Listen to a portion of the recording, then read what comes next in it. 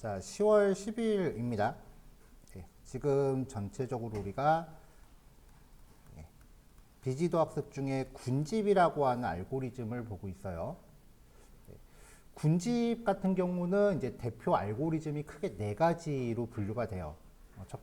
그 중에 이제 우리가 봤었던 그 K-민즈가 가장 이제 대표적인 알고리즘이고요. 이 K-민스보다 약간 전 단계인 그 배제한 분류라는 게 있어요.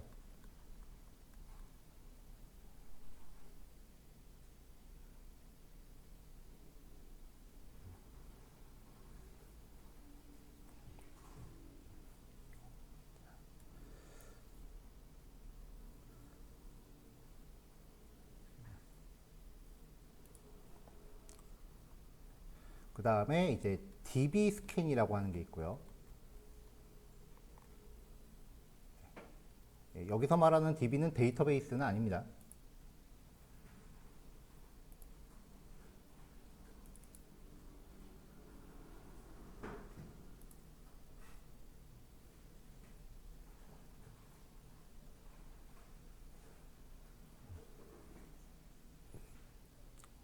그리고 이제 그 K-민스랑 비슷한 평균 이동이라고 하는 게 있고요.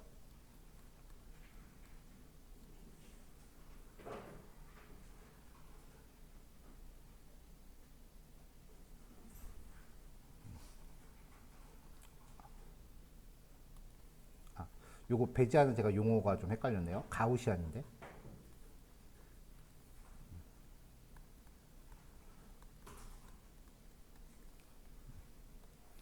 이제 대체로 이제 이 가우시안 모델하고 K-민스하고 평균 이동 모델은 상호 보완적인 서로 이제 발전 관계에 있는 모델들이다라고 생각을 하시면 되고요. DB 스캔은 좀 나중에 나왔어요. 그리고 그 캐글 경진대회에서 5년 연속 그 1위를 했었던 알고리즘이에요. 그래서 얘가 이제 군집에서는 꽤 잘 먹혀 들어가는 알고리즘인데 뭐 코드상에서 큰 차이는 없고요. 얘가 이제 지금 우리가 보고 있는 요 군집 모델들은 대체로 이렇게 비슷비슷하게 묶여있는 형태의 군집화를 진행을 하는데 얘는 사이클런 같은 경우에 이제 레퍼런스를 가면 예시로 나온 그래프가 군집이 막 이런 식으로 이루어져요.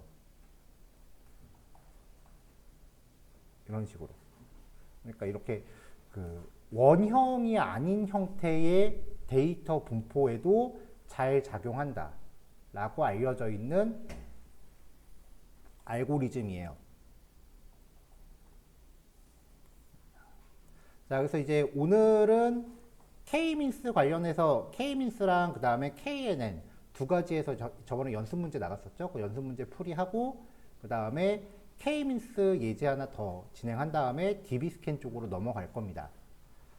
이제 군집 알고리즘 중에 그 저번 주에 슬쩍 봤더니 인수님이 이거 쳐다보고 있던 것 같은데 그 이름이 뭐였더라? 아, XG 부스트라고 하는 알고리즘이 있어요. 이 XG 부스트 알고리즘은 목적은 군집을 위해서 사용하긴 하는데 알고리즘을 이쪽으로 분류하지 않습니다. 왜냐면 얘는 이제 앙상블 기법이라고 해서 여기부터 소개되는 알고리즘들은 기존의 머신러닝 알고리즘이나 통계 분석 알고리즘을 두 개 이상을 믹스한 거예요. 더 나은 결과를 위해서 기존의 알고리즘 여러 개를 믹싱해서 쓰는 거기 때문에 뭐 얘는 진도가 다음 순서겠죠. 분집을 하면서 보지는 않을 거예요. 앙상블 기법 때 소개할게요.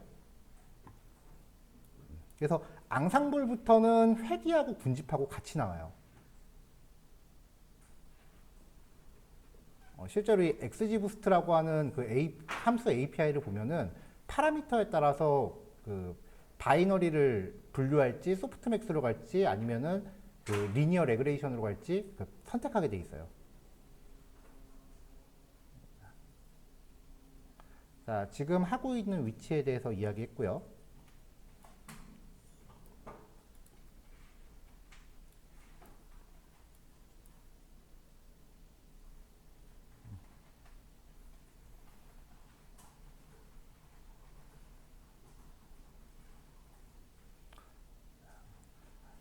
자, 일단 첫 번째로 이제 지난 시간에 마지막으로 제시해 드렸었던 연습 문제 한번 진행을 해볼 거고요. 그 다음에 그 예제 데이터로 그 서울시에 있는 따릉이 대여소 위치 데이터를 쭉 준비를 해 놓은 게 있어요. 이걸 토대로 해서 따릉이 대여소에 대한 군집화를 한번 시도를 해볼 겁니다. 근데 요거를 바로 쓰기에는 조금 애매하긴 하죠. 왜냐면 이건 지도 위에 보여주는 게 더 좋을 테니까. 그거에 대해서는 요 예제 끝나고 다시 얘기하기로 하고요. 자, 파일 하나 만들게요.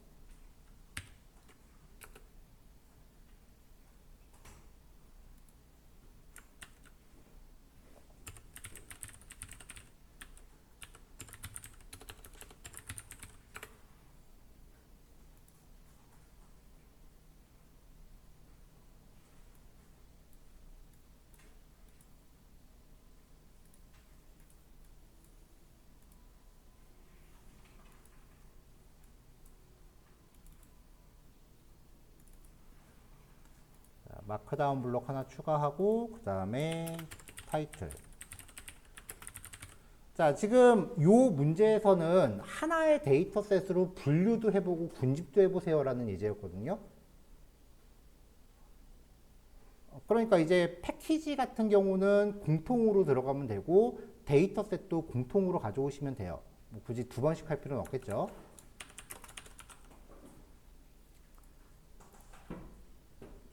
자, 그래서 이제 공통으로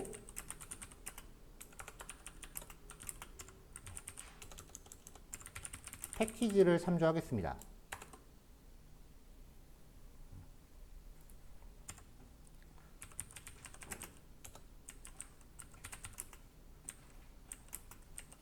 자, C4는 가져왔고요. 그 다음에 맷플롯 LIB에서 파이플롯, 그리고 판다스에서 데이터 프레임하고 리드 엑셀 가져올게요.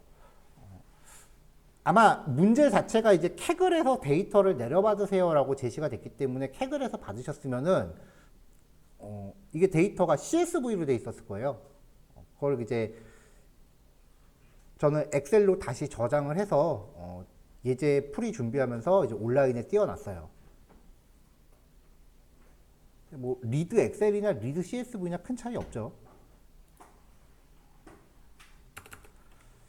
자, 그 다음에 이제 사이클론 안에 분류를 위한 KNN, 그리고 사이클론 안에 군집을 위한 K민스.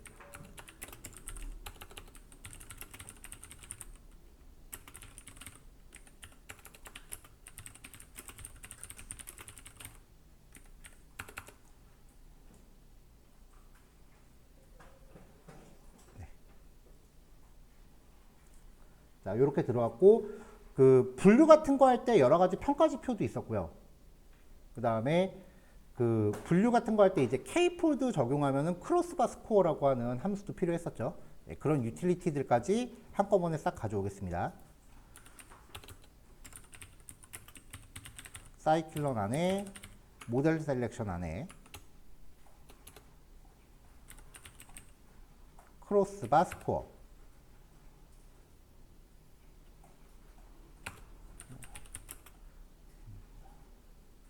그 다음에 sk런.,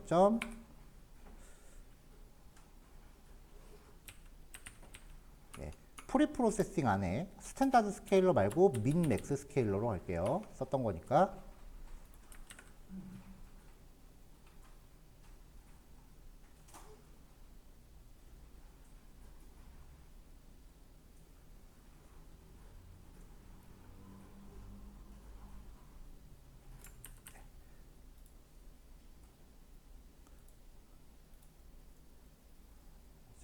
자, 크로스바 스코어 같은 경우는 분류 알고리즘을 위해서 쓴 거고요. 그 다음에 민맥스 스케일러는 군집 알고리즘을 위해서 가져온 거죠. 비슷한 애들끼리 모아놓을까요? 자, 그 밖에 각종 평가 지표, 평가 함수들을 위해서 사이클런 안에 매트릭스 패키지 안에 이제 각종 스코어 관련된 항목들 쭉 가져왔습니다. 저번에는 이 스코어 판단하는 거를 이제 완벽하게 사용은 못했었는데 오늘은 종속 변수가 두 종류밖에 없기 때문에 다 쓸 수 있어요. 그래서 다 한번 사용을 해볼 거고요. 예제 그 캐글에서 예제를 위해서 만든 가상 데이터라고 소개하고 있어요. 그래서 지표들은 다 잘 나와요.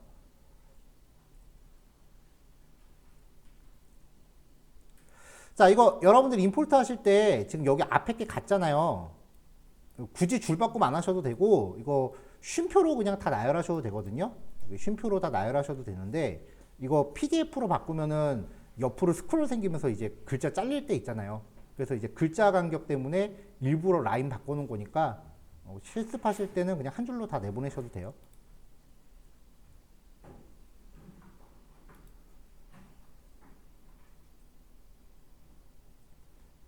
자, 패키지 참조했고요.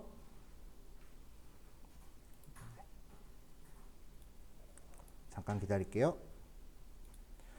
자, 그럼 이제 데이터도 가져오죠.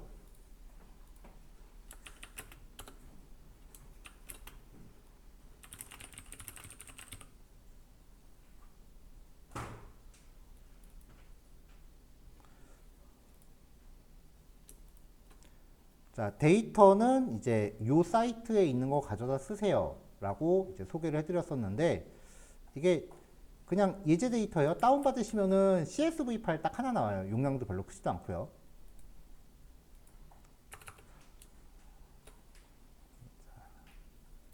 자, 그래서 여기서는 저 페이지의 데이터를 가져와서 엑셀로 다시 저장을 했는데 뭐 굳이 엑셀로 다시 저장 안 하셔도 됩니다. 제가 엑셀로 저장을 한 이유가 이제 맥하고 윈도우하고 왔다 갔다 하면서 코딩하면은 인코딩이 어디서 하냐에 따라 계속 바뀌어줘야 돼서 그게 좀 번거로워서 그냥 엑셀로 고정하는 거예요.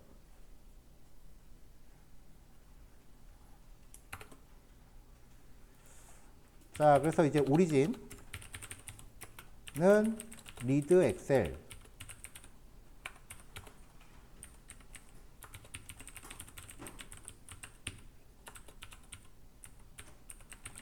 citrus.xlxx라고 하고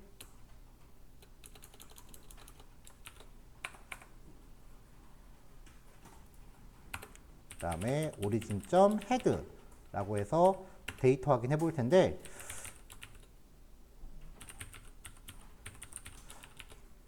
여유가 좀 있으시면은 인포도 같이 보세요.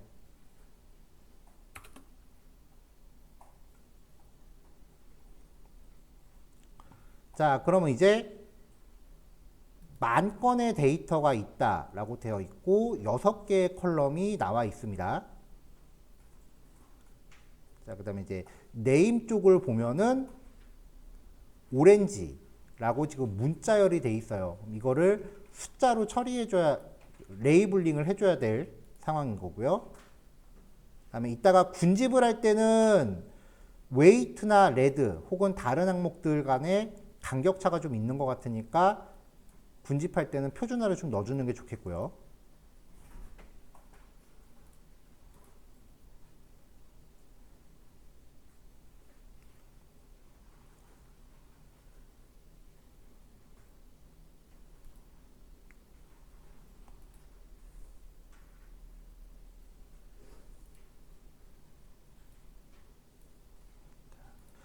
자, 데이터는 이제 각자 다운받아 놓으신 거 있으실 테니까 이 부분은 넘어갑시다.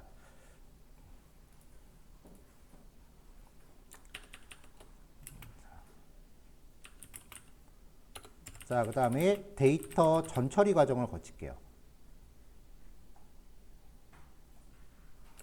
자, 일단 첫 번째를 위해서 라벨링을 위해서 그 종속 변수의 종류를 확인해 보겠습니다. 오리진의 네임에 대해서 유니크 함수로 출하면은 값의 종류가 떨어지죠. 아니면은 밸류 카운트를 쓰셔도 되고요.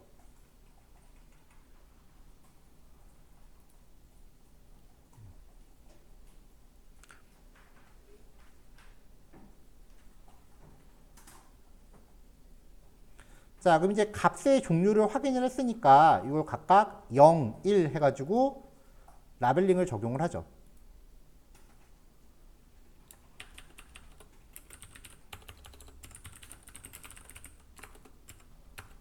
자, 일단 원본은 그대로 둘게요. df는 오리진전 카피라고 해서 하나 복사를 해놓고 df의 name은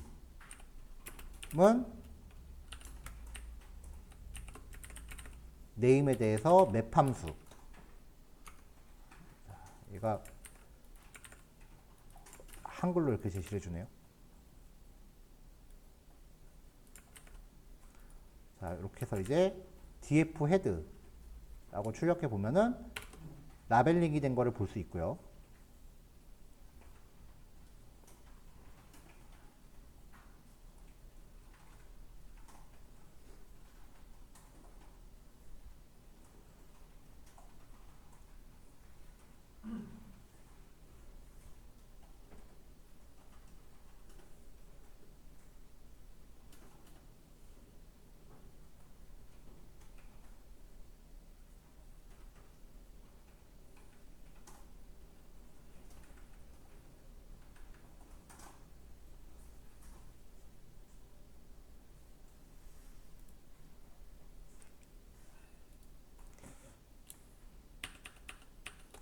자, 그 다음에 이제 독립변수하고 종속변수 분리할게요. 자, x는 df에서 드롭.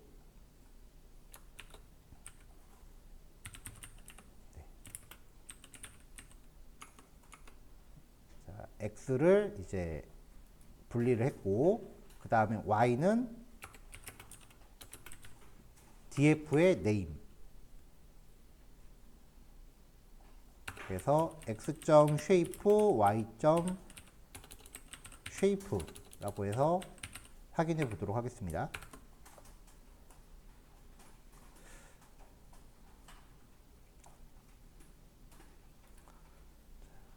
자, 코딩하면서 안 헷갈리려면은 이렇게 만들어내는 변수들의 타입들 그 숙지를 하셔야 돼요. 드롭으로 떨어지면은 데이터 프레임이라고 했고 필드만 뽑아내면 시리즈라고 그랬어요. 그러니까 나중에 이제 결과를 만들어낼 때 얘가 시리즈이기 때문에 우리가 밸류만 뽑아서 처리해야 되는 부분이 생긴다라는 거죠.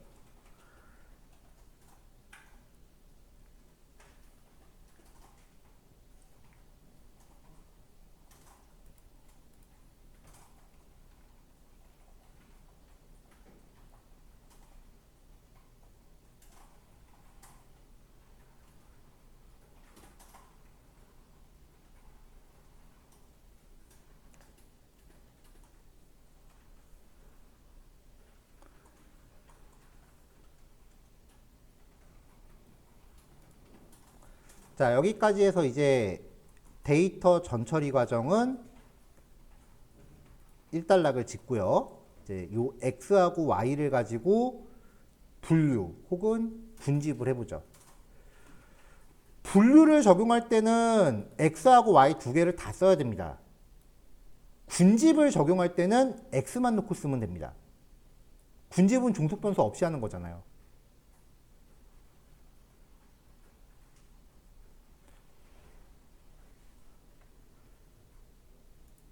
그래서 기왕이면은 종속변수가 있는 상태라면은 분류로 가는 게 훨씬 낫겠죠. 그거를 내가 그 기존의 분류 체계를 무시하고 새로운 분류 체계를 제안할 거다라고 하면은 군집을 적용하는 게 맞아요.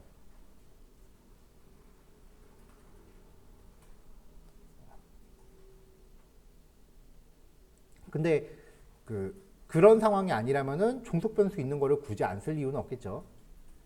자, 넘어가도 될까요? 네, 코드 넘어갈게요.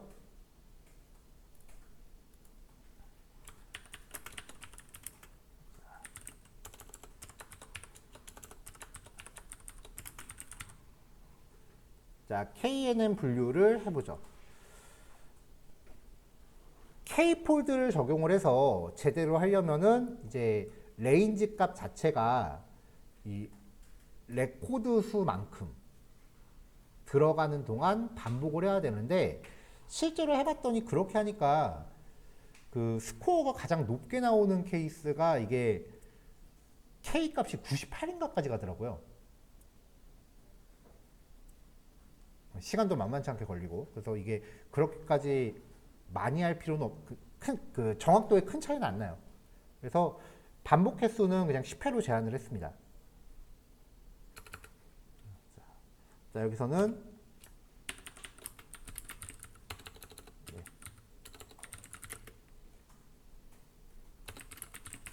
자, 분류기를 만들 건데 최적의 K 값을 생성하기 위해서는 그 K가 1부터 그 다음에 데이터 수, 여기서는 10,000건이죠 까지 반복하면서 최적의 K 값을 찾아야 하지만 실행 속도, 시간 등을 고려하여 K의 최대값을 10으로 제한한 거예요.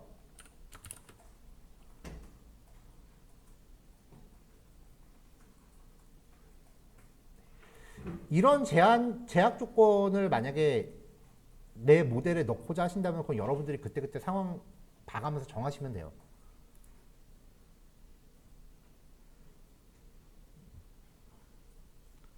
일단은 무조건 이제 최대값으로 코딩하지 말고 일단은 적당히 한 10이나 20, 30 정도 최대값 정한 다음에 돌려보고 아, 이 정도면은 값 키워도 감당할 수 있겠다 싶으면 그때는 키워서 돌리면 되고요. 처음부터 그냥 확 돌렸는데 너무 오래 걸리면 난감하니까요. 자, 그래서 K의 레인지는 1부터 11까지. 그래야 10까지 돌죠. 그래서 이제 각각의 점수를 저장하기 위한 K-스코어스라는 리스트를 하나 만들고요. 반복 돌면서 K는 분류기 만듭니다. 이렇게 해서 이제 스코어 값을 평균을 내서 이 리스트에다가 집어 넣으면은 여기에 이제 스코어가 저장이 되죠.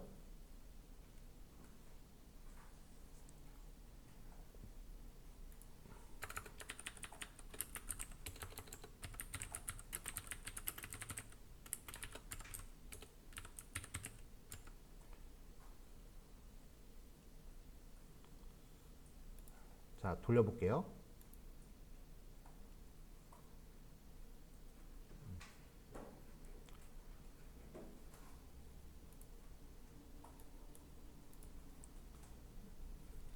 자, 다 나왔고요. 이 분류 모델 구성된 거를 사용을 해서 이제 이 K-스코어 값들 중에 최대값을 뽑읍시다.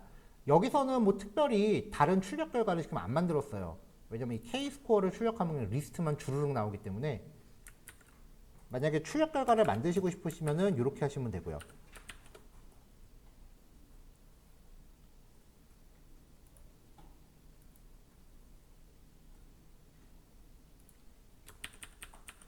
자, 그래서 가장 큰 정확도와 그에 대한 K 값을 얻어보자고요.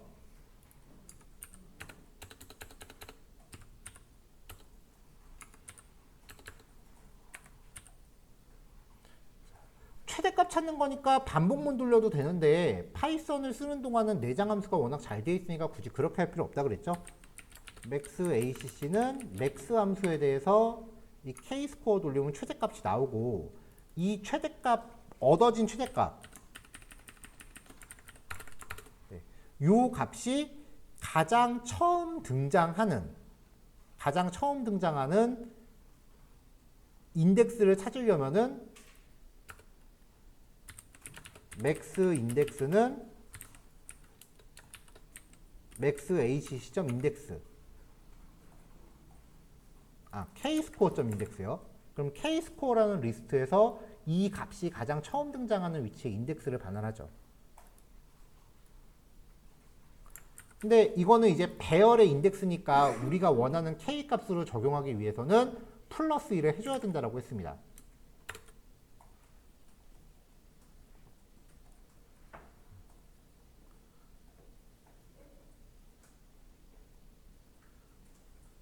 자, 이게 지금 반복을 돌리면서 그 10회를 반복을 돌렸는데 인덱스가 제일 마지막 값으로 떨어졌어요.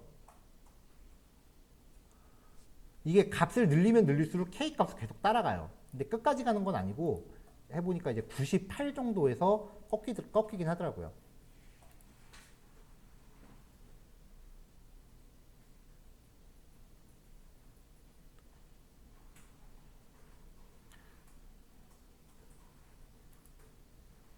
자, 그럼 이제 이렇게 해서 그 K 값을 얻었으니까 이 K 값을 적용해서 KNN 분류기를 다시 만든 다음에 거기에 따른 예측 결과 값을 얻어내시면 이제 KNN은 정리가 되죠.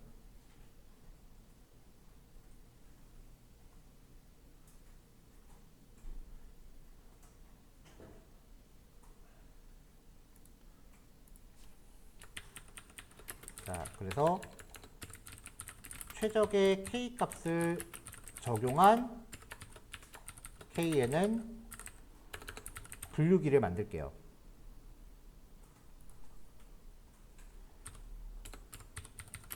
자, 그럼 KNN은 맥스 네이버스는 이 맥스 인덱스 플러스 1로 잡아주면 되고, 이걸 가지고 KNN.fit 이라고 하면서 X하고 Y 걸어주시면 얘가 학습을 할 거고요. 예측치는 프리딕트 함수 쓰면 만들어지죠. 이걸 데이터 프레임으로 만들어 봅시다.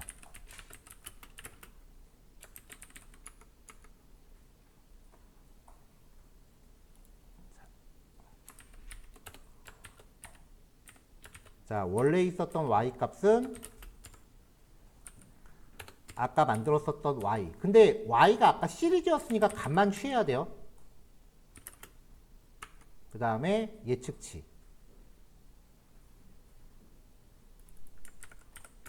자, 이렇게 해서 확인하면은 결과가 떨어지죠.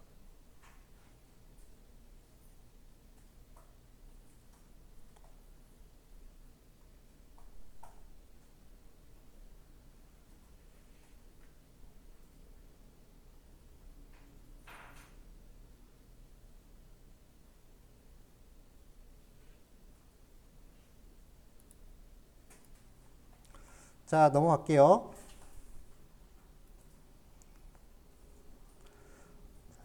자, 분류기까지 이제 나왔으니까 이제 결과를 평가해 보죠.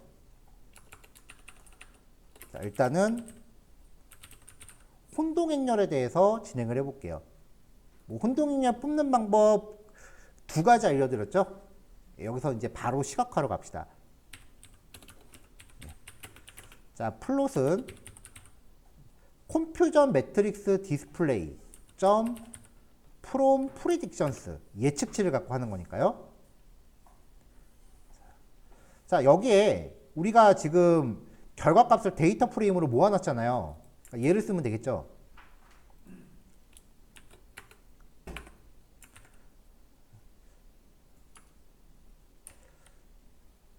자, y 프리드 df에 y 그 다음에 예측치 이렇게 두 개를 넣었고, 컬러 맵은 파란색 계열, 그 다음에 일단 이렇게 해놓고 그려보면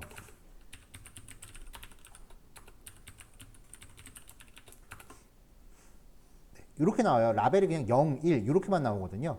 그래서 이 0에 들어갈 텍스트와 1에 들어갈 텍스트를 우리가 리스트로 잡아줄 수 있어요. 그래서 이제 지난주 예제에 봐도 여기에 디스플레이 라벨스라고 해서 이제 오렌지와 자몽 두 개를 이렇게 걸어줬던 건데,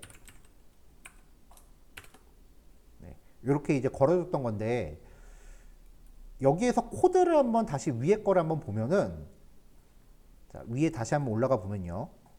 아까 종속 변수 종류를 확인해 놓은 게 있거든요. 이거 그냥 눈으로 보고 버렸잖아요, 이 코드. 이 코드를 다시 써도 돼요. 라벨스 한 다음에 유니크 함수의 결과를 리스트로 바꿔버리세요.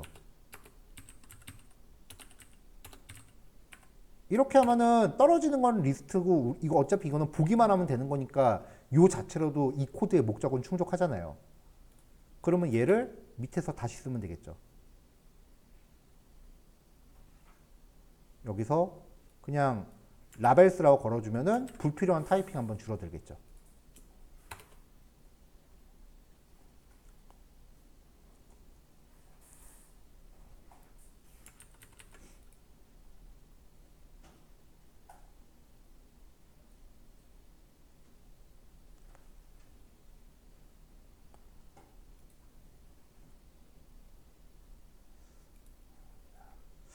자, 보면은 뭐 크게 나쁘지는 않아요.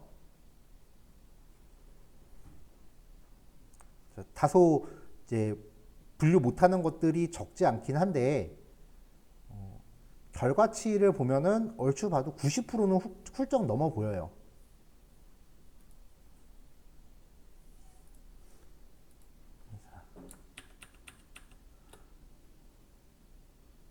자, 그 다음에 이제 정확도, 정밀도, 재현율, F값을 확인해 봅시다. 지금 여기서는 우리가 종속 변수가 딱 두 종류이기 때문에 바이너리형이니까 이 네 가지를 다 확인할 수 있는데 통상적으로 그 종속 변수 종류가 두 개를 넘어갈 때는 정밀도, 재현율, F값은 잘 안 본다고 했어요. 자, 준비한 코드 그냥 복사 붙여넣기 할게요. 저번 시간에 한번 했었던 코드니까.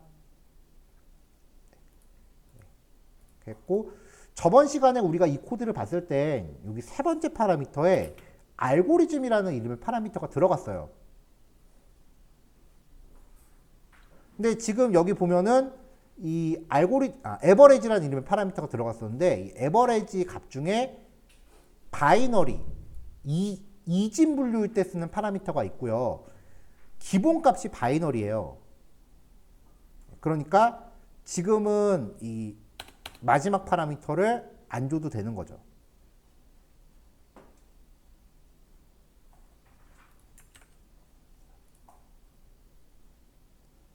y 프리드 df인데 프리df라고 했구나. 자, 이거 오타만 고칠게요.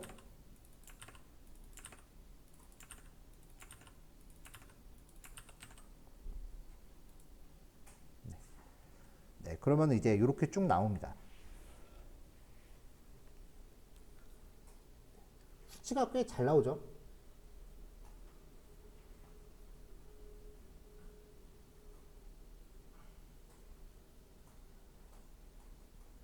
자, 위로 잠깐 올려서 이제 여러분들 보시기만 하세요.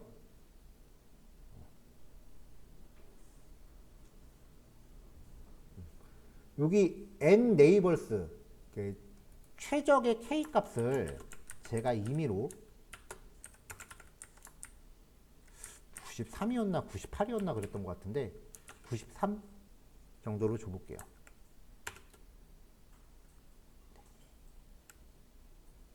그래서 혼동행렬 놓고 그 다음에 지금 93, 94, 91 이렇게 나오는데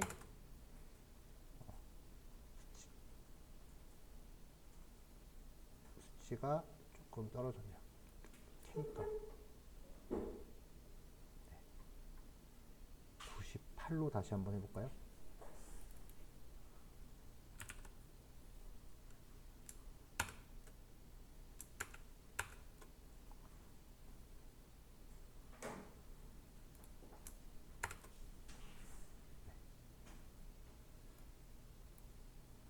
네, 98로 가니까 값이 뭐 큰 차이는 안 나요. 그렇죠? 전체적으로 이제 예제들이 90%대에 떨어지게끔 이제 구성이 되어 있는 것 같아요. 여기에 K10이라고 뜨는 거는 여기 출력되는 값을 제가 K로 고정해놔서 그런 거지 실제로 10이라는 건 아니에요.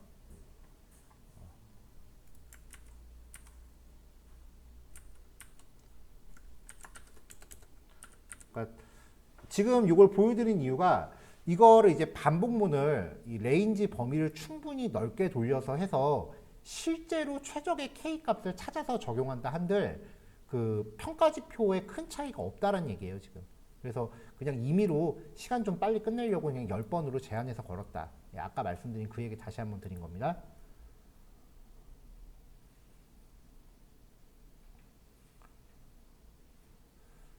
자, 전체 실행 한번 다시 눌러서 결과 정리 정도는 했고요.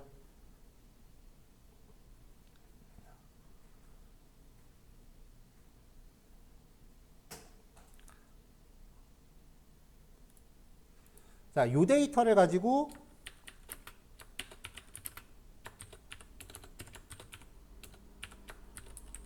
K-민스 군집을 해보자 했었죠. 네. 표준화까지만 걸어놓고 잠깐 쉬었다가 이어서 갈게요. 일단은 여기서는 전처리가 추가적으로 들어가 줘야죠. 일단 데이터 전처리, 아니 데이터 표준화.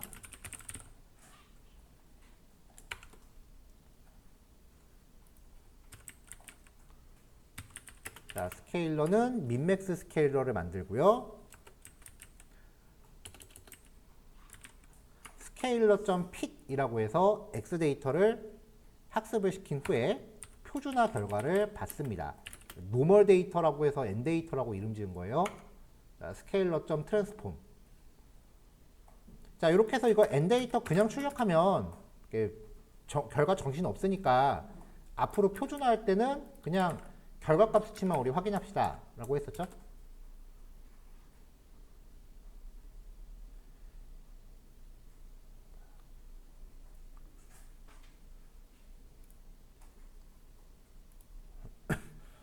자, 이렇게 해서 이제 내용들 확인을 했어요.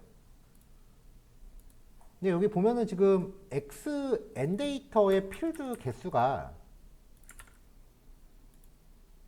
2개가 아니라 하나, 둘, 셋, 넷, 5개잖아요. 그러니까 지금 여기고 여기도 다 보려면은 5개까지 늘어나야 돼요.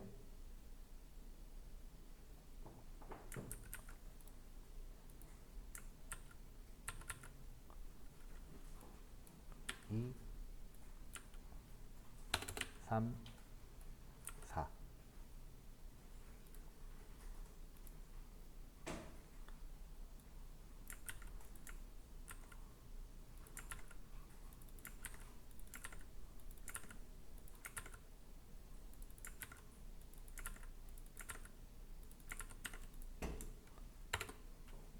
이렇게요.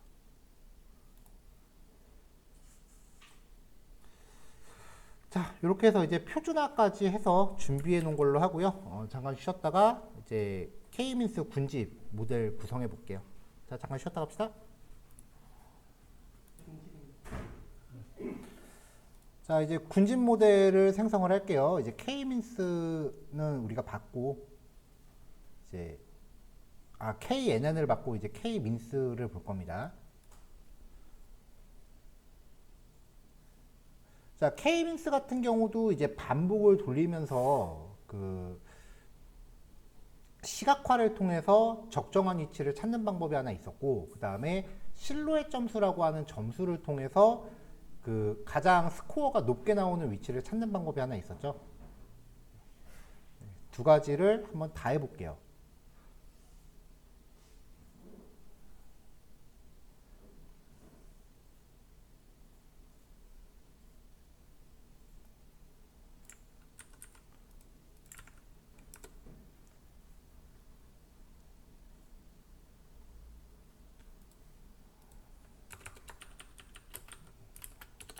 자, 첫 번째는 일단 반복을 돌려서 시각화해서 이제 가장 적합한 위치를 한번 찾아볼게요. 에 의한 최적 군집수 찾기입니다.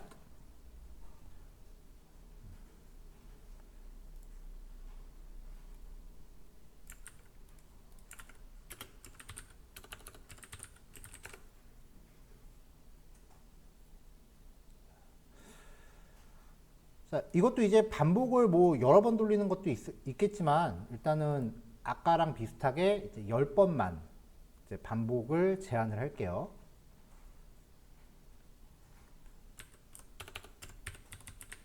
자, 이너셜 값을 저장할 리스트 하나 준비를 하고, 그 다음에 for k in range 2부터 10까지. 한 개는 의미가 없겠죠.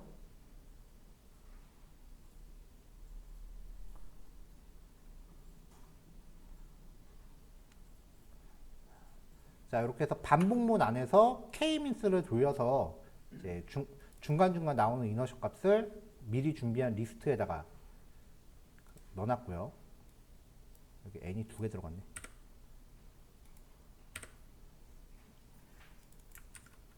이제 이 값을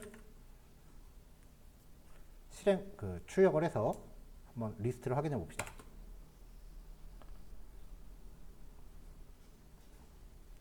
자, 경고 메시지 나오는 거는 지금 경고 출력 안 하는 옵션은 지금 안 넣기 때문에 무시하셔도 되고요. 맨 밑에 값 출력됐죠?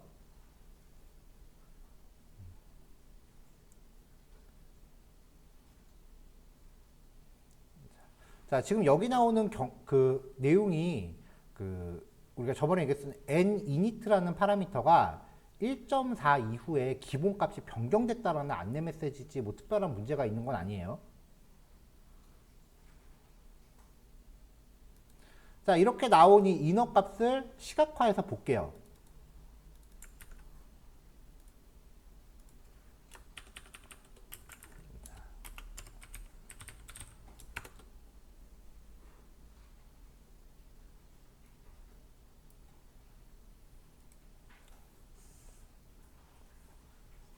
자, 그래프 사이즈 적당히 잡아주시면 되고요.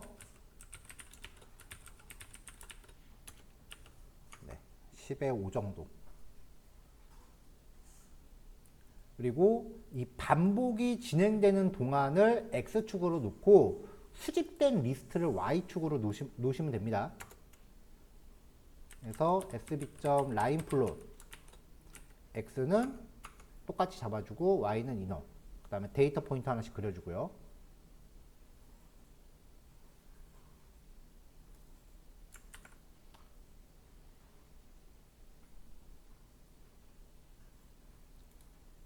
자, 나머지 데코레이션 하는 코드들 적용하고 실행. 자, 이 그래프 보실 때 특이사항 체크하실 게 가장 높은 점이 좋은 게 아니라 경사도가 완만해지기 시작하는 지점을 찾아야 된다는 거예요. 그래서 이 그래프를 볼 때는 어느 정도 본인 주관이 들어갈 수밖에 없어요. 물론 이 기울기를 일일이 계산하면 모르겠지만 일단 가장 직관적인 방법은 그냥 본인 주관대로 채택을 하는 거죠.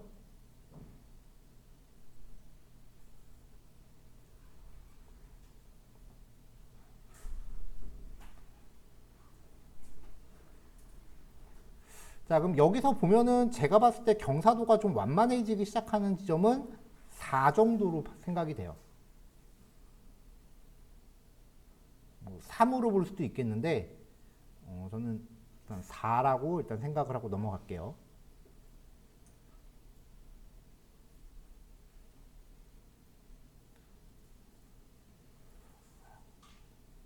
왜 4라고 했냐면은 이따 실루엣 보시면 알 거예요. 자, 두 번째 방법은 실루엣 점수를 판단을 해서 그 실루엣 점수에 대해서 생각을 하는 거죠.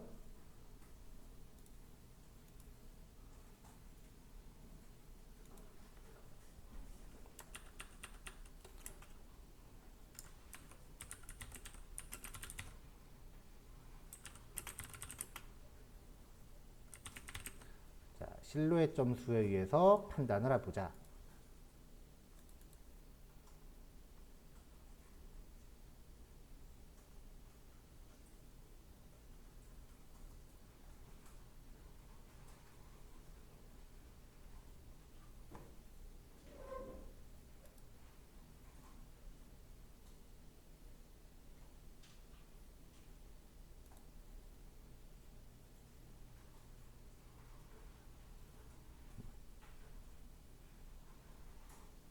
자, 실루엣 점수는 이제 0에 가까울수록 좋은 걸로 보시면 되고, 그 다음에 0은 겹치는 거, 음수는 아닌 거.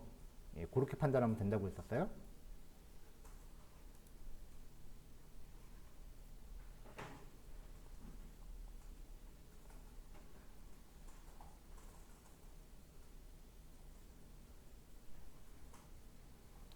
자, 그래서 아까랑 같은 범위로 반복을 돌리면서 이 코드만 실루엣으로 바꿔볼게요. 자, 같은 코드 하나 가져왔는데요. 여기에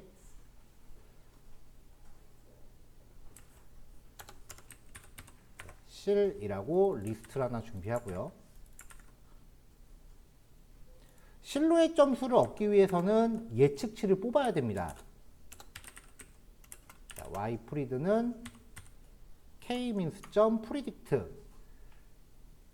학습할 때 표준화 해놓은 데이터 들어가는 거 확인하셔야 되고요.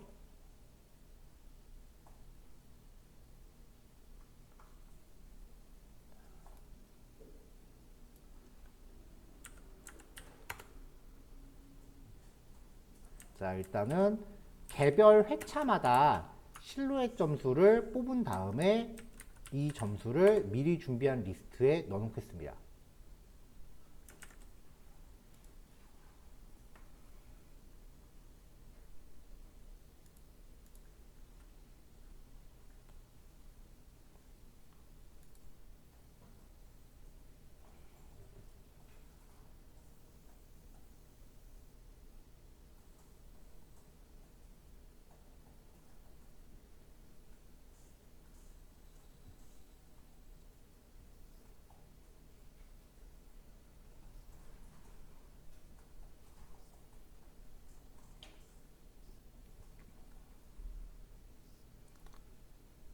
시간이 좀 걸리네요.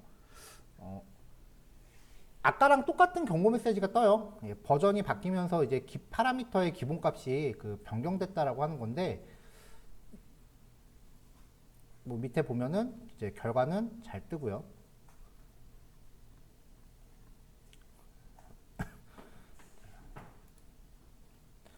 자, 이런 경고 메시지 좀 보기 안 좋다라고 해서 이제 끄시는 경우도 되게 많은데, 저번에 제가 말씀드릴 때 이제 경고 메시지도 에러로 치는 습관이 좀 있다라는 것도 있었는데요. 이 경고 메시지를 또 안 끄기를 권해드리는 것 중에 하나가 버전 변경에 대한 버전이 업그레이드 되면서 이 API가 다음 버전에 이렇게 바뀔 겁니다라는 예고도 여기에 떠요. 그러니까 버전 바뀌었을 때 당황을 안 하려면 사실 경고 메시지를 안 끄시는 게 좋아요. 보다시피 좀 많이 거슬리긴 하죠. 자, 실루엣 점수도 주르륵 모아놨어요. 사실 이 실루엣 점수는 제일 높은 게 좋은 거긴 한데 이것도 시각화로 한번 묶어볼게요.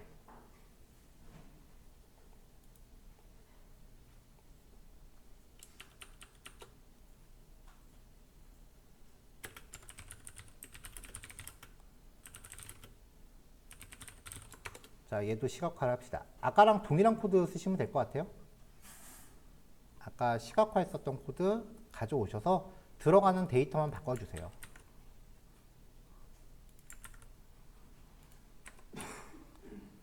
자, 여기 들어가는 것만 실로 바꾸면 되고, 근데 타이틀이나 레이블 이런 같은 거는 예의상 바꿔줍시다.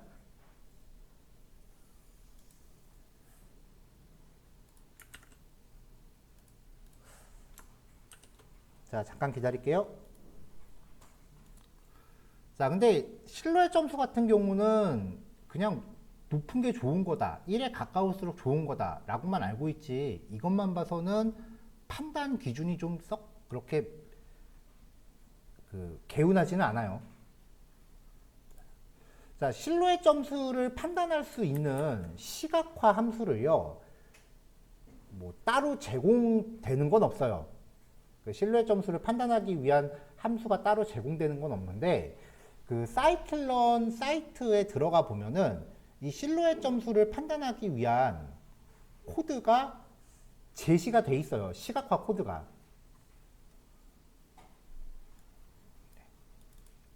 자, 이 페이지인데요. 지금 여기 빨간색 선으로 표시가 되는 게 실루엣 개수의 평균이고요. 그 다음에 여기 모여 있는 게 군집의 수예요. 그래서 이 개수의 평균과 그 다음에 군집의 수가 가장 근접한 게 좋은 거다 라고 판별을 하는데, 코드가 좀 세요. 많이 세요. 그쵸?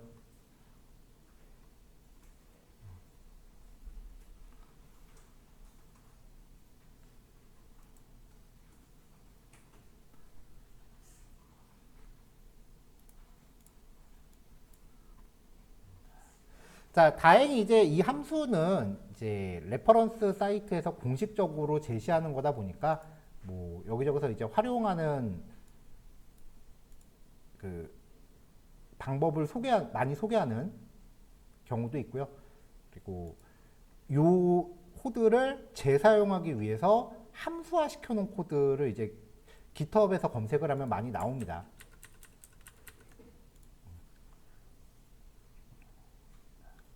자, 그래서 이제 요 코드를 활용하는 방법은 이제 조금 이따가 따로 살펴보기로 하고요. 일단은 여기서는 아까 앞에서 했었던 거에 의해서 요 4라고 판별을 할게요. 클러스터 수를요.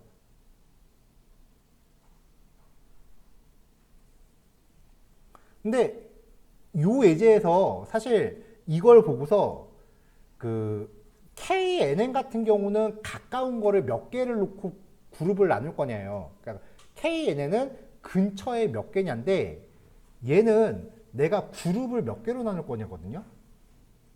근데 사실 이거는 점수를 보고 말고 하는 게 의미가 없어. 왜냐면 처음에 종속 변수 있었죠. 오렌지하고 자몽 2개 있었잖아요. 그러니까 이미 군집을 클러스터를 몇 개로 나누면 될지 처음부터 알고 시작을 했다고요.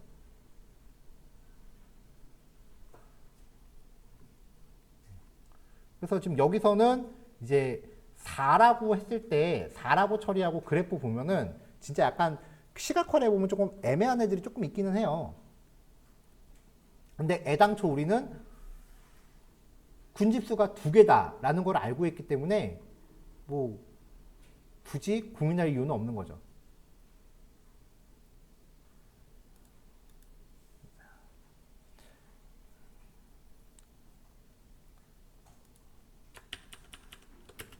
자, 그래서 이제 군집수를 2로 설정하여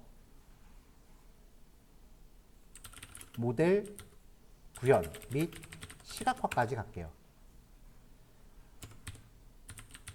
자, K민스는 K민스 마크다운이네. N 클러스터스는 2. 그 다음에 N 이니트는 10으로 잡고요. 맥스 린터 300. 랜덤 스테이트는 맨날 777 줬죠. 요거 하고 조금 있다가 4개로 한 거랑 한번 비교해 봅시다. kmin스.fit 하면서 표준화한 데이터 넣어주고 그 다음에 예측치 뽑아내고요.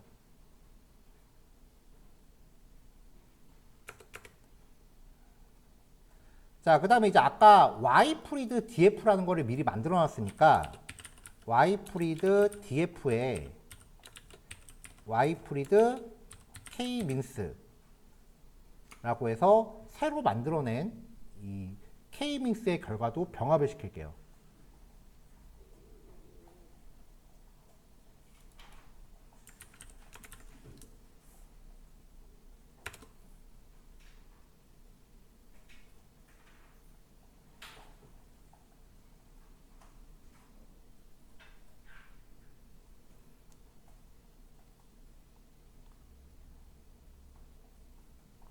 자, 병합해 놓고 보면은 지금 0하고 1이 뒤바뀌어 있는 것 같아요. 왜냐면은 지금 KNN 같은 경우는 처음부터 우리가 정해놓은 라벨에 맞춰서 진행을 한 거고, K민스는 머신러닝이 임의로 분류를 한 거니까 이거는 뭐 잘못된 거다라고 볼 수는 없는 거예요. 왜냐면 K민스는 분류하고 나면 라벨을 그냥 지가 알아서 붙입니다.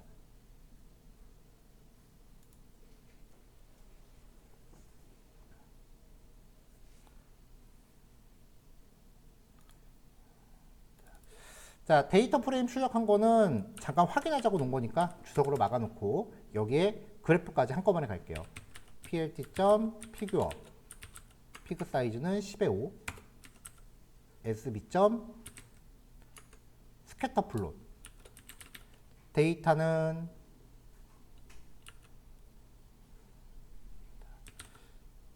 자, df로 걸면 되고요. 자, 그 다음에 x하고 y 같은 경우는 지름하고 무게로 갈게요. 그 다음에 구별은 네임으로 합시다. 자, 이렇게 한 거랑 이 y 프리드의 요게 얼마나 비슷한지를 보는 거예요.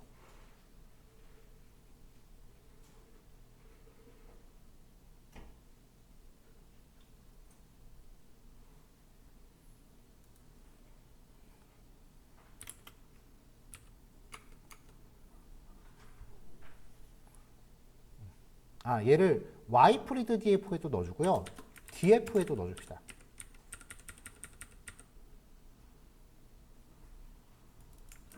그래서 휴를 추가된 요걸로 구별 지을게요.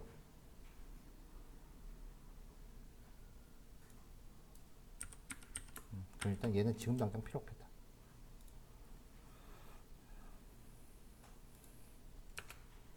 자, plt.title 네, 클러스터링 리절트라고 줬고요. plt.x 레이블, plt.y 레이블 잡아주고 그리드 정도 추가하고 출력할게요.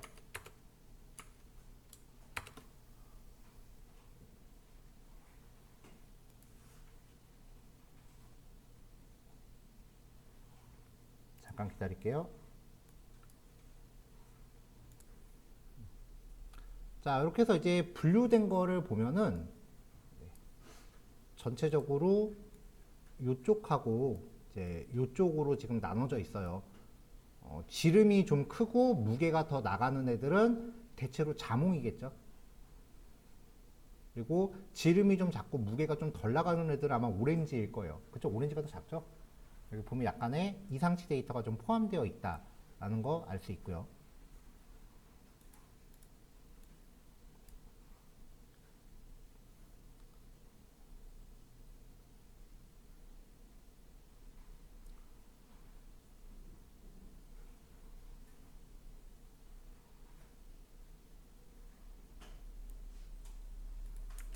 선생님, 하나 궁금한 게 있는데요. 지금 분지수를 두 개로 나누신 거잖아요. 근데 그 분지수를 두 개로 나누면은 처음 했던 거랑 똑같은 거 아니에요? 제가 잘못 생각한 건데. 처음에 했던 거는 종속 답을 알고 시작한 거잖아요. 그러니까 종속 변수가 있는 상태에서 시작한 거잖아요. 근데 얘는 지금 종속 변수를 걷어낸 거잖아요. 그러니까 분류하고 군집은 다른 거예요. 분류는 종속 변수가 있는 상태에서 이제 진행을 하는 거고, 얘는 지금 종속 변수를 전혀 모르고 나는 거예요. 얘가 이렇게.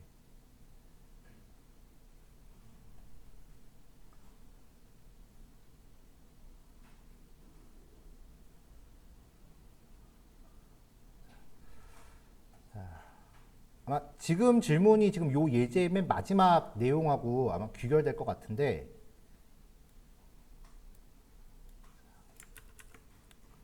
자, 요건 타이틀 조금 이따 붙일게요.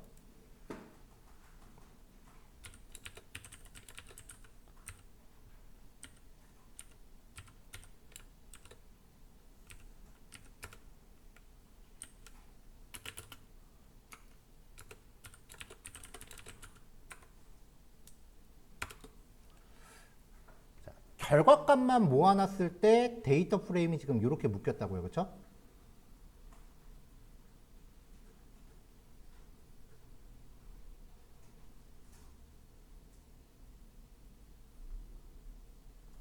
자, 지금 여기에 결과값이 서로 뒤바뀌어 있는 거는 큰 의미가 없어요. 구별이 됐다라는 게 중요한 거지. 그리고 지금 이 K-민스 같은 경우는 종속 변수가 없는 상태의 분석이기 때문에 우리가 혼동 행렬 같은 거 뿌려보지도 못해요. 그 판정 조건은 예측치와 원래 레이블을 알고 있어야 맞나 틀리나를 비교할 수 있는 거니까.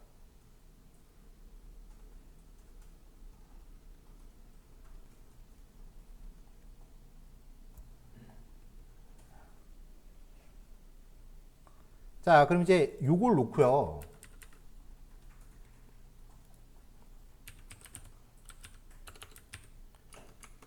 시각화를 하나 해볼게요.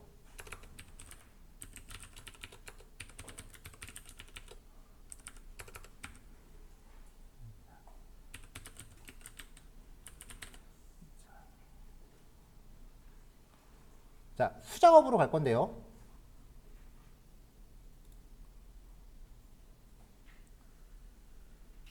아까 위에 시각화했던 게, 아까는 산점도가 없었구나. 자, 지금 요 데이터가 인덱스가 이렇게 돼 있으니까 우리가 원래 데이터 프레임을 준비했던 게 있었죠? df. 그래서 여기에 요게 지금 k-mins의 결과였고 여기다가 knn의 결과를 더 넣어보자고요.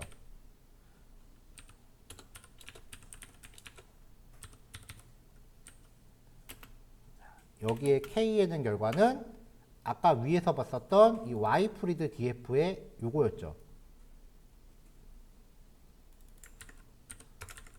요 값을 갖다가 덧붙이면은 이렇게 떨어집니다.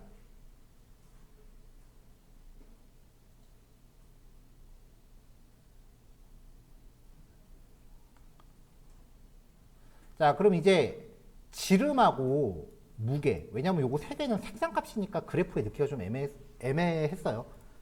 자, 지름하고 무게에 따라 이 y프리드 k-min스 그리고 y프리드 knn 얘네를 각각 뿌려볼게요. 자, 아까 시각화했던 거 그대로 재사용.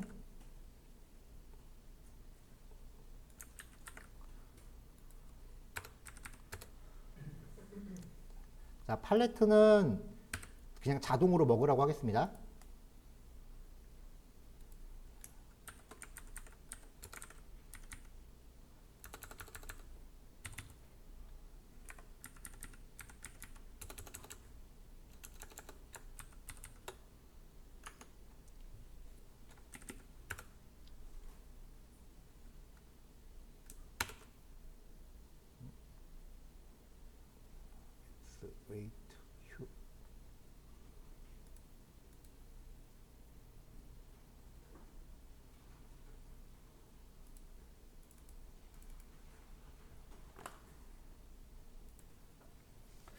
자, 지금 이렇게 나온 거거든요. 이거를 지금 그래프 하나에 덧대놨기 때문에 별 차이가 없어 보일 수도 있는데 지금 봤을 때 얘네가 분류 결과랑 군집 결과의 차이를 확인해 보려고 한 거예요. 답을 알고서 분류했을 때랑 답을 모르고서 군집을 처리했을 때 이게 얼마나 일치하는가. 그거를 지금 확인하고 싶었던 게 이 예제의 목적이었어요.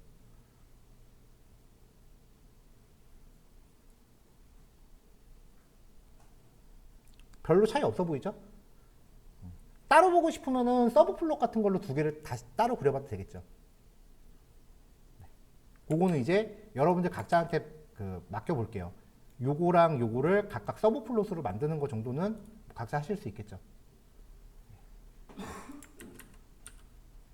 자, 조금 찝찝한 게 여기 F자 오타 요거 하나만 D로 수정하고 배포할게요.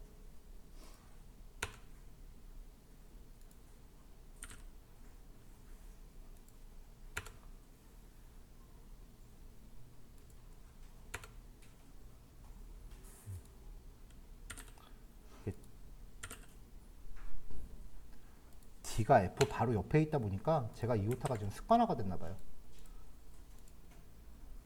자, 재시작 한번 하고 일괄 실행한 다음에 PDF 배포하겠습니다. 자, 자료 배포했고 요거 11시까지 정리하시고 10분 쉬었다가 이제 다음 예제 진행하겠습니다. 자, 시작할게요.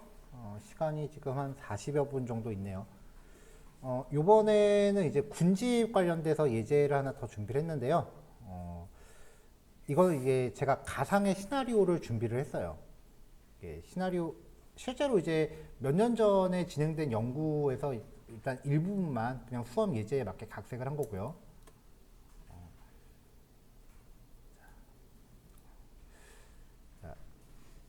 따릉이 관련된 거는 지금 굉장히 많은 연구가 이루어졌기 때문에 뭐 지금 여러분들이 연구 주제로 삼으시는 거에 그렇게 추천 사항은 아니에요. 이미 얘는 연구가 될 대로 됐어요. 근데 이제 몇 년 전에 따릉이 관련해서 이슈가 많이 됐었던 게 이제 자전거가 많이 노후되고 있다라고 하는 것들이 이리저리 이슈가 많이 됐었고요. 근데 실제로 그 따릉이를 관리하는 게 서울시 시설관리공단에서 관리를 하는데 이 관리공단이 강남관리소하고 광북사업소 두 군데밖에 없어요. 그래서 예전에는 이 두 군데 사업소가 밤에 왜 트럭 같은 거 이제 자전거 싣고 다니면서 다 수거를 해서 수리를 했는데 개요는 이제 그 상태로 놨을 때 각각의 그 따릉이 대여소를 몇 개의 군집으로 묶어서 어느 위치에 이제 따릉이 정비소를 세우면 좋겠는가에 대한 시나리오를 이제 가상으로 만든 거예요. 근데 이게 지금으로서는 사실 이게 수험 예제니까 이렇게 진행을 하는 거지 지금으로서는 약간 효용성이 없는 게 지금은 각 구별로 동네 자전거 샵을 모집을 해서 그 동네 자전거 샵한테 따릉이 그 정비 라이센스를 주고 있기 때문에 지금으로서는 약간 효용성은 없어요.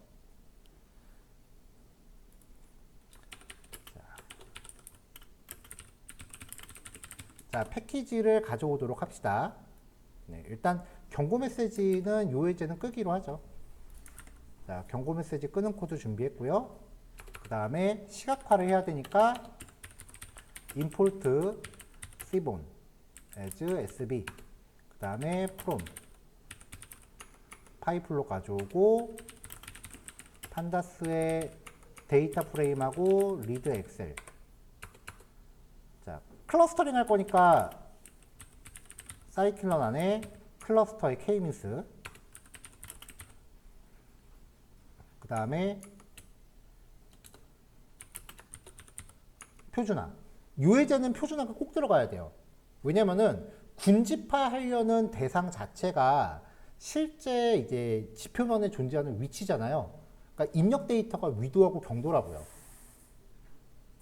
위도하고 경도값 자체가 이제 값 단위 차이가 좀 두드러지게 나는 거기 때문에 표준화가 꼭 들어가야 되고요. 그리고 실루엣 점수도 확인을 해볼게요.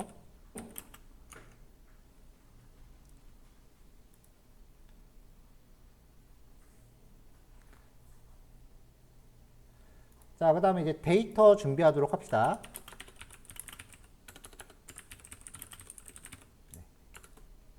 앞 예제에서 사용했었던 패키지들이니까 넘어가도록 할게요.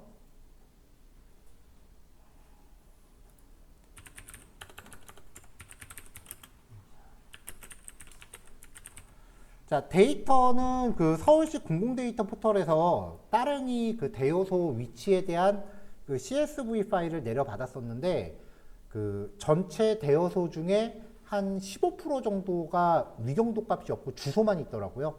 그래서 제가 파일을 미리 내려받아서 그 주소만 있는 데이터들에 대해서 지오 코딩을 돌려서 위경도를 미리 다 준비를 한 데이터예요. 데이터 밑에 그다음에 G02 밑에 서울 바이크라고 하는 엑셀 파일입니다. 여기 보면 이제 각각의 대여소별로 고유한 식별값이 적용돼 있어요. 그거를 인덱스로 삼을게요. 인덱스 콜은 대여소 필드 이름이 대여소 언더바 아이디예요.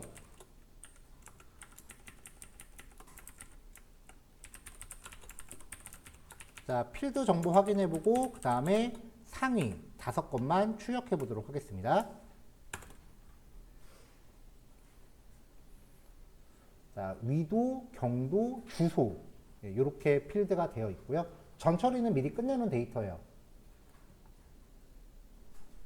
그리고 데이터 보면은 이렇게 서울시에 대한 따릉이 데이터가 있죠. 이걸로 그 군집화에서 가장 쉬운 게요. 위도하고 경도를 놨을 때 내가 원하는 그 클러스터 개수대로 묶어버리면 지역에 대한 군집화가 가능해요.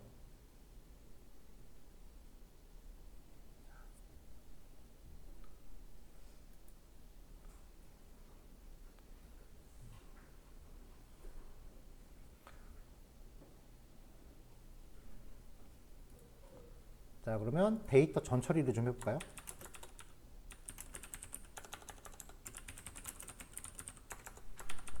자, 첫 번째는 필요한 필드만 추출을 하겠습니다. 주소는 필요 없어요, 지금. 그러니까 주소는 뗄게요. 주소 데이터는 필요가 없으니까 df는 origin.filter 드롭으로 가셔도 되겠죠? 위도, 경도, df. 그래서 위경도만 추출했고요. 네, 잠깐 기다릴게요.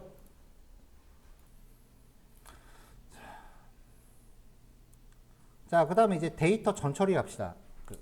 스케일링 해야죠. 자, 표준화를 잡기 위해서 스케일러 객체 만들고 민맥스 스케일러 객체 만들겠습니다. 스케일러.fit 하면서 데이터 프레임 주면은 학습이 될 거고요. nData는 스케일러.transform. 자, 이렇게 했을 때 이제 학습의 그 표준화 결과를 확인하기 위해서 평균 최대 최소 확인해 보면 되겠죠? 자, 표준화 되게 잘 됐네요.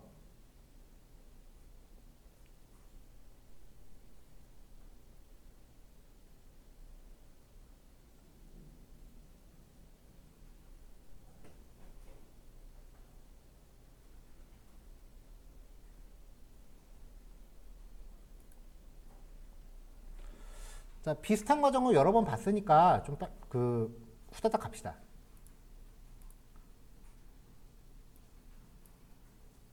자, 넘어갈게요.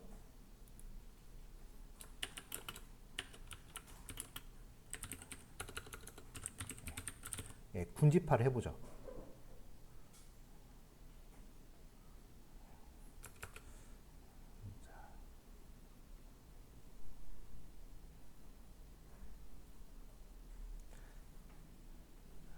여태까지 예제들은 그 이너셜 값하고 그 다음에 실루엣 점수를 각각 돌려갖고 구했는데 이번에는 그냥 반복문 돌리면서 한꺼번에 취해보죠.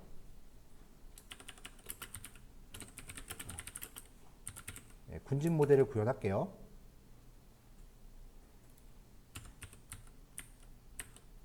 자, 이너라고 하는 리스트 하나 잡고 그 다음에 SIL이라고 하는 리스트를 잡아요. 이거를 이제 반복문 돌면서 한꺼번에 취할게요. 자, 범위는 얘도 데이터 그 범위 때문에 그냥 50번 정도만 돌리도록 하겠습니다. 전체 데이터 보시면은 아시겠지만 그렇게 많다고 볼 수는 없는데 적은 데이터는 아니에요. 3255개니까. 자, 이걸 가지고 이제 반복을 돌려요. for k in rn. k-mins는 k-mins 객체 만들면서 클러스터를 k로 잡아주고 이제 재현성 때문에 랜덤 스테이트는 고정값으로 박아놓을게요. 다른 파라미터는 그냥 기본값이 들어가겠죠. k-mins.fit 이라고 해서 nData를 걸게요. 그리고 예측치도 바로 걸겠습니다.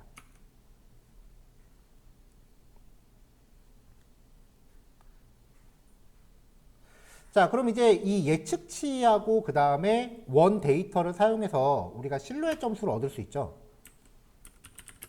스코어는 들어간 데이터와 예측치를 통해서 실루엣 스코어를 얻을 수 있어요. 그럼 이 스코어는 이 C라고 하는 거에 넣어주면 되잖아요. 자, 그 다음에 이너셔 점수는 이 K-민스 객체가 갖고 있는 프로퍼티에 바로 접근하면 얻을 수 있으니까 그냥 이렇게 코드만 해주면 두 개를 한꺼번에 취할 수 있어요.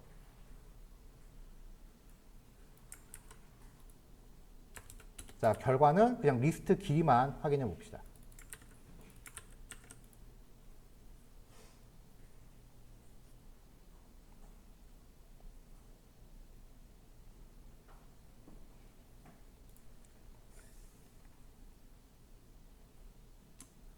자, 돌려볼게요.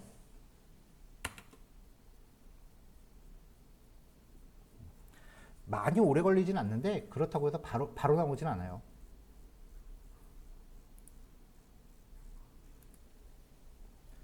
자, 그럼 이제 이 두 개를 시각화를 해서 좀 비교를 해볼게요. 그래서 그 군집 개수를 몇 개로 나누는 게 좋을지를 판단을 할 거예요. 그래서 이너셔에 대한 군집 개수와 실루엣 점수에 대한 군집 개수를 각각 넣었을 때 그 두 가지 사례에 대해서 장단점을 제시를 하고 그래서 몇 개가 좋을 것 같다라고 최종 재현을 하시는 거예요. 자, 그럼 시각화 갑시다. 네, 군집 결과 시각화를 할 거고요. 서브 플롯으로 갈게요. 비그 AX1, AX2는 PLT.서브 플로트. 네, 근데 1행 2열이 아니라 2행 1열로 갈게요. 1행 2열로 가니까 그래프가 너무 작아서 잘 안 보이더라고요. 그래서 가로는 7, 세로는 한 15 정도? 네, 사이즈는 이따 결과 보고 좀 바꿔볼게요.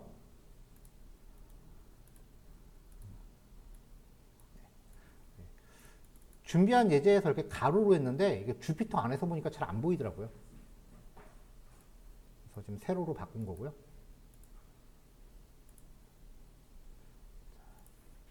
자, 일단은 SB.점 라인 플롯. X는 아까 잡아놓은 Rn, Y는 이너셔 값. 이걸 AX1에다 주시면 되고요. 그 다음에 마커를 동글뱅이로 하나 넣어주죠. AX1점 set 타이틀. 데코레이션 코드는 그냥 가져오죠. 그리고 AX1점 그리드. 이따가 이제 그래프 확인한 다음에 x틱스를 좀 잡아주긴 할 거예요. 일단은 지금까지 했던 코드랑 맞춥시다. 자, 그 다음에 두 번째 그래프 SB.점 라인 플롯. C에 대해서 주고 이제 똑같이 두 번째 그래프에 줬고요. 그 다음에 똑같은 조건으로 데코레이션 해주는데 제목 텍스트는 예의상 바꿔줘야겠죠?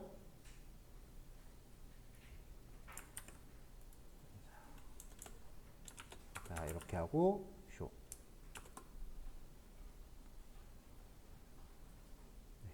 아래로는 너무 길고 옆으로는 좀 좁네요. 10에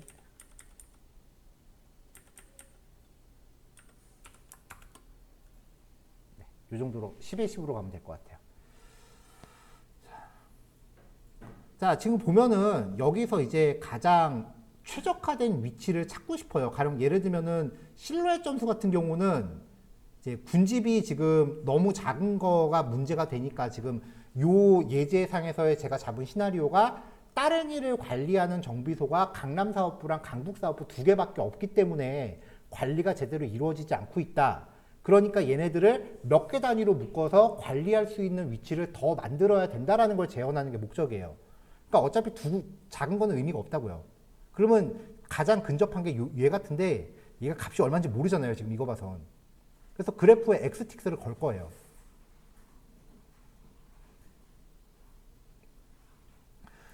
자, 서브 플롯일 때는 x틱스 함수가 좀 이상하게 바뀌죠.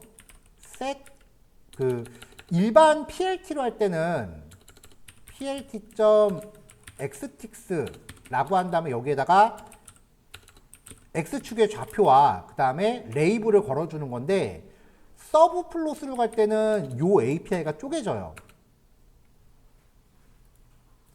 서브 플롯으로 갈 때는 set xticks라고 하는 거랑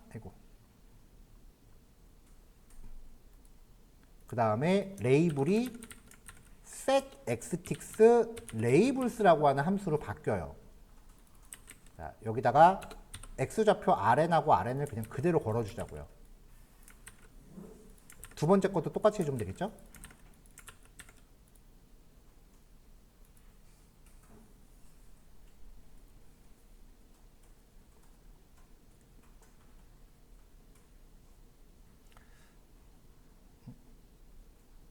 위에서 뭐가 또 에러 났네요.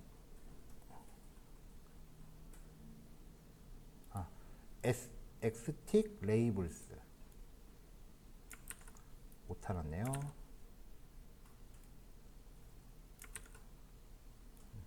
레이블스인데 여기 L하고 E하고 순서가 바뀌었어요. 자, 요렇게요. 자, 요걸로 해서 이제 적당히 찾아보면은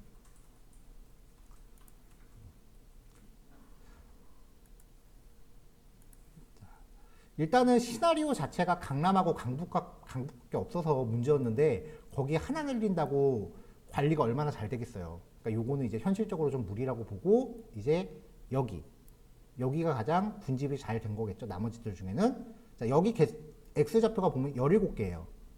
그러니까 17개 지역으로 나눌 거냐 아니면은 이너셜을 놓고 봤을 때 여기에서 이제 기울기가 좀 줄어드는 거 저는 7로 판단했습니다. 7개로 놓을 거냐 라고 해서 분집을 하면은 이제 그룹이 모일 거 아니에요.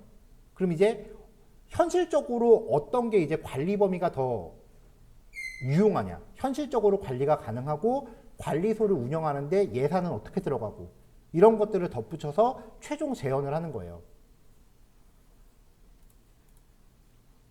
자, 그럼 이제 7개일 때랑 17개일 때에 대해서 클러스터링 시각화를 해봅시다.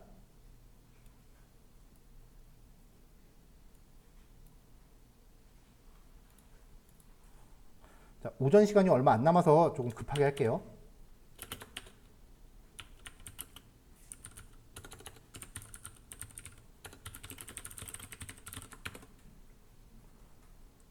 자, 일단은 클러스터 수를 7개일 때와 17개일 때로 나눌 거니까 7개랑 17개 두 개를 리스트를 걸고요. 이걸로 반복 돌면서 2번 돌릴게요.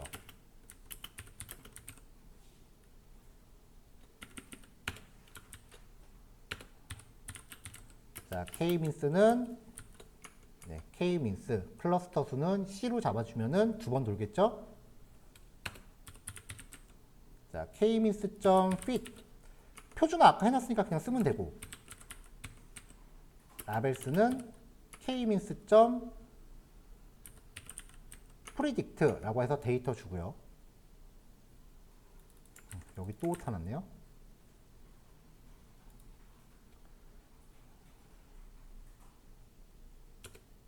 자, 그럼 결과를 모아서 데이터 프레임으로 만들게요. 리절트 df는 데이터 프레임.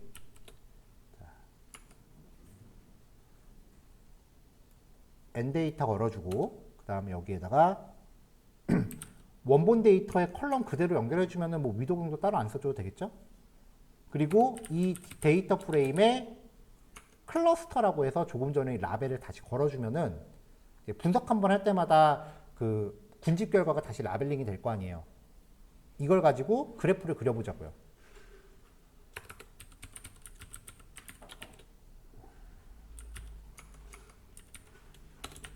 자, 5개 걸고 sb. 스캐터 플롯 데이터는 리절트 df 걸고 x는 이 컬럼을 그대로 걸어줬잖아요. 이 컬럼이 리절트 df의 컬럼이겠죠? 컬럼 수의 0번째.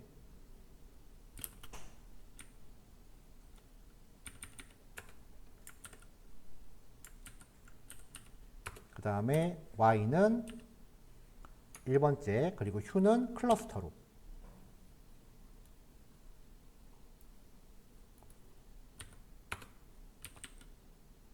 네. 팔레트도 한번 잡아줘 볼까요?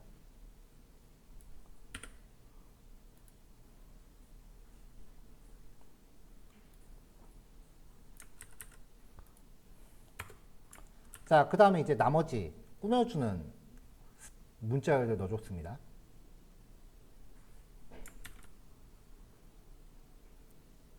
일반적인 현상을 가지고 이제 클러스터링을 하게 되면은 그냥 좌표 평면상에 군집화 됐다라는 것만 봐도 충분히 알 수는 있어요. 근데 지금 요거 가지고 클러스터링을 하게 되면은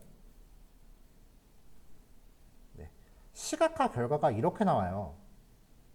더군다나 지금 X축하고 Y축 데이터가 표준화가 된 거기 때문에 실제 좌표값도 아니라고요. 그래서 얘네가 정확히 얼핏 보면 서울 땅덩어리 비슷하게 생기긴 했는데 이게 실제로 봤을 때 얼마 정도의 그 위치인지는 우리가 알 수는 없어요. 물론 원본 데이터 프레임에 주소값이 다 있으니까 거기다 갖다 붙여서 주소로 환산할 수는 있겠죠, 억지로. 그래도 군집화는 됐죠. 그러면 이제 이 두 가지에 대해서 이 위에 거는 정비소가 7개인 경우, 그러면 이제 정비소 하나가 커버해야 될 그 범위가 요만큼씩 된다라는 거죠.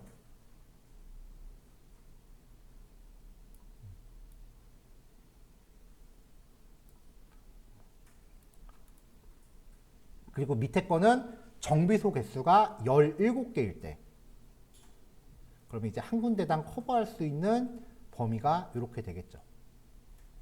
정비소의 위치별로 이제 인력이 얼마만큼 투입될 거냐, 뭐 그런 것들을 산정해서 정책에 대한 제언을 할 수 있을 거예요.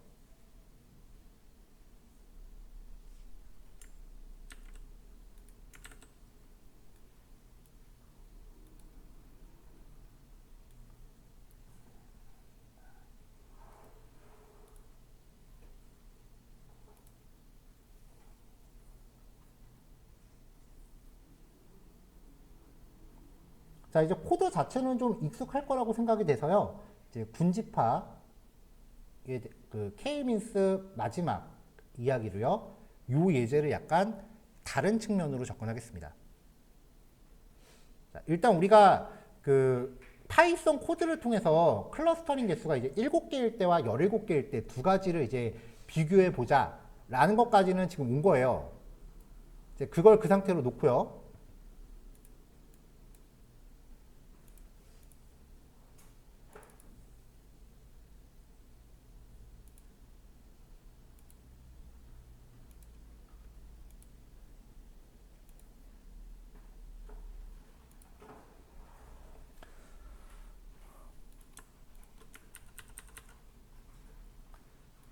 자, 예전에 제가 랩 9에서 샘플 데이터 드렸던 것 중에 서울에 대한 쉐이프 파일이 있었어요. 그 쉐이프 파일하고 그 다음에 오늘 예제에서 사용한 이 엑셀 파일을 쓸 겁니다.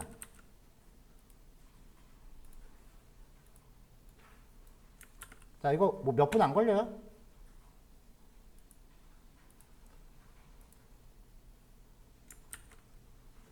자, 요거는 그냥 제가 후다닥 그 과정만 보여드릴게요. 자, 이렇게 엑셀 파일하고 서울에 대한 쉐이프 파일을 모아놨고요.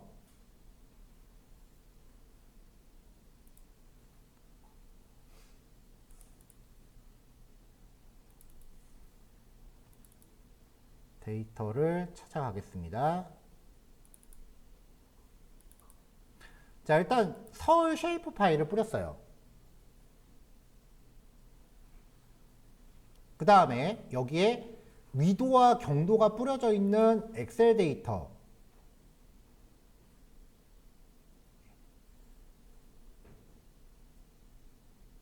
자, 이 엑셀 데이터를 가져오기 위해서 그 얘를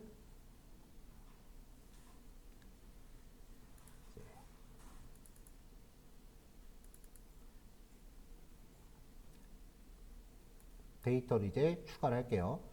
제가 지금 툴박스가 안 보이네요. 차만 설명하죠.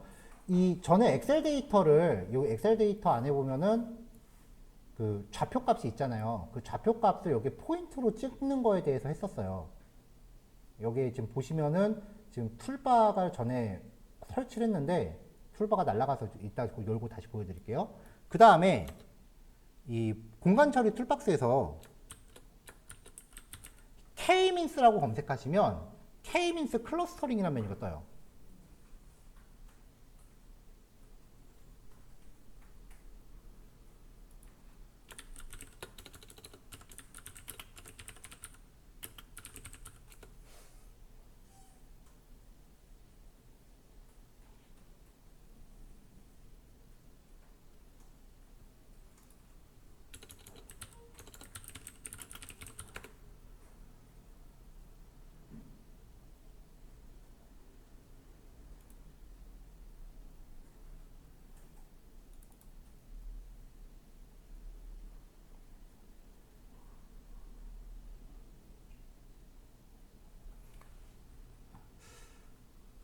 자, 그럼 이제 여기 입력 레이어에 그 엑셀 레이어를 가져왔다면은 여기서 선택하시면 되고, 클러스터 수만 앞에서 파이썬으로 알아낸 값으로 지정을 하시는 거예요.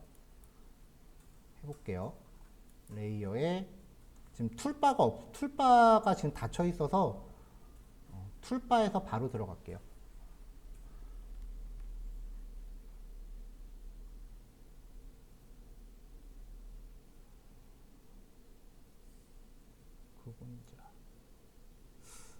프로그램이 초기화된 것 같아서 일단 엑셀 파일을 제가 CSV로 저장한 다음에 텍스트 파일 형태로 넣겠습니다.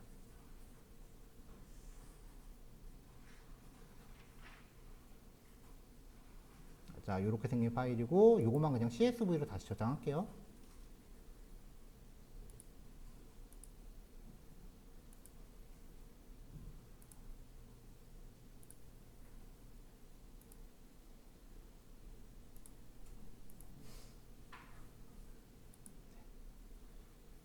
네, 여기 CSV 파일로 저장을 했고요.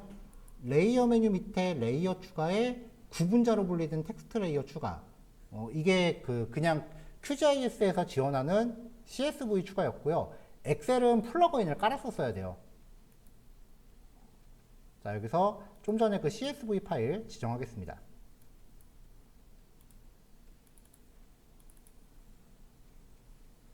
자, 이렇게 해서 데이터들 확인했고, 얘를 닫기. 추가했어야 되는데.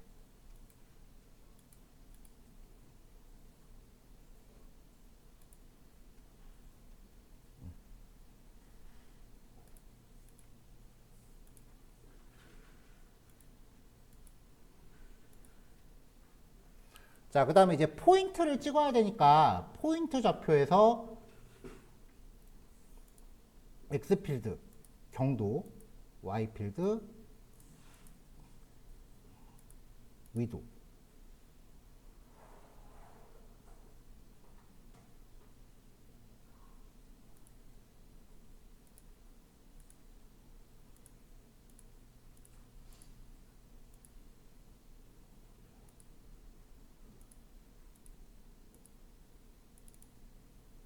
그 다음에 좌표계는 WGS84예요.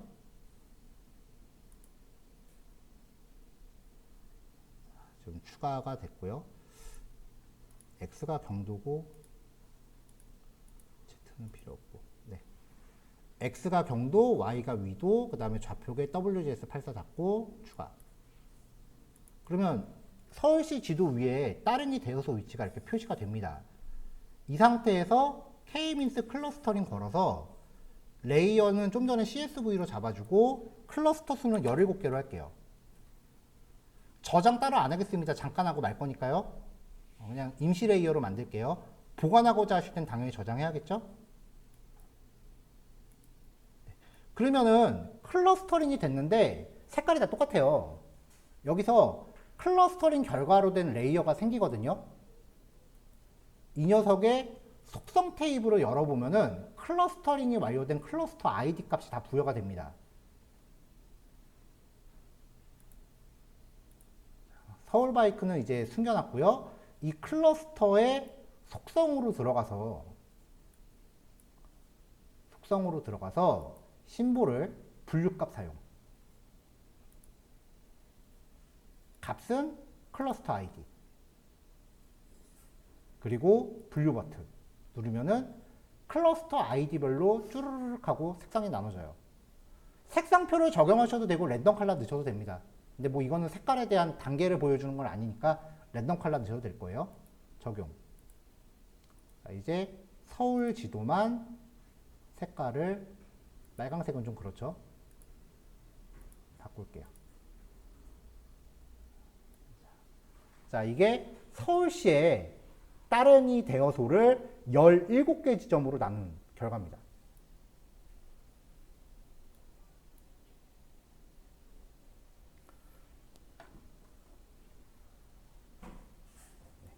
같은 알고리즘이에요. 왜냐면은 QGIS가 내부적으로 사이클론을 콜하거든요. 그러니까 같은 코드를 적용을 한 거예요. 시각화의 결과물에 대해서 전달력이 좀 다르다라는 거. 그래서 분석하시고자 하는 데이터 종류에 따라서 시각화 방법을 선택할 때 좋은 선택지가 될 겁니다.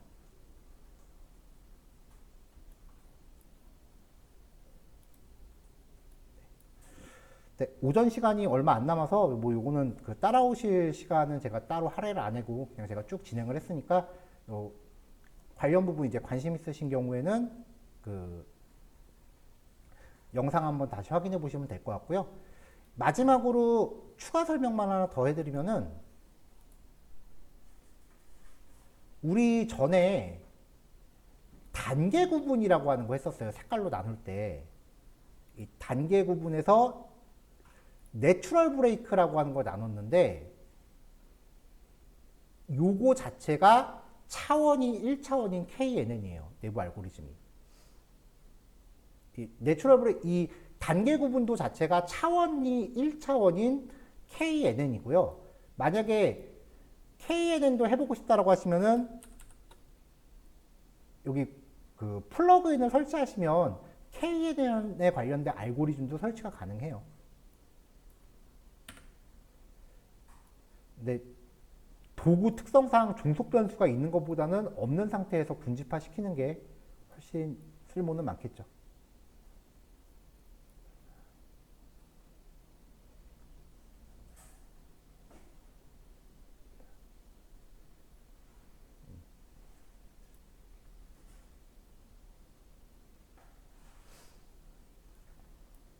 여기에서 만약에 이 점들을 우리가 전에 했었던 그 입지 선정했을 때 레스터 이미지로 변경을 했었잖아요.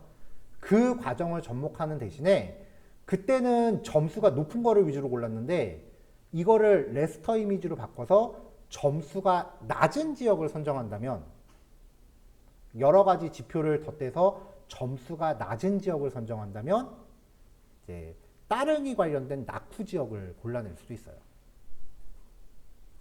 입지 선정 알고리즘을 반대로 뒤집으면은 낙후 지역 선정이 돼요. 보통 낙후 지역 선정하는 게 정책 잡을 땐 제일 좋고요. 자, 오전 여기까지 하겠습니다. 오후에는 그 DB 스캔 들어갈게요.